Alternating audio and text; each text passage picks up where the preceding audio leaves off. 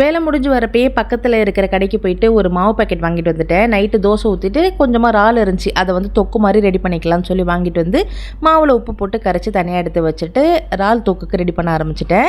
ஒரு இடிக்கல்ல 4 பல் பூண்டு சேர்த்து நல்லா நசுக்கி எடுத்து வச்சுக்கலாம். கடாயில் கொஞ்சமாக எண்ணெய், கடுகு, சோம்பு, அது கூட ஒரு பெரிய வெங்காயம் சேர்த்து இடித்து வச்சுருக்க பூண்டையும் சேர்த்து கொஞ்சமாக கருவேப்பிலை சேர்த்து நல்லா வதக்கி விட்டுக்கலாம். நல்லா வாசனை வந்ததுக்கப்புறமா 1/4 டீஸ்பூன் மஞ்சத்தூள், 1 ஸ்பூன் அளவுக்கு தனி மிளகாத்தூள், 1 ஸ்பூன் அளவுக்கு வீட்டில் அரைச்ச வறுக்கிற தூள் சேர்த்து நல்லா மிக்ஸ் பண்ணிவிட்டு இது கூட ஒரு தக்காளி நான் வெட்டி சேர்த்துருக்கேன்.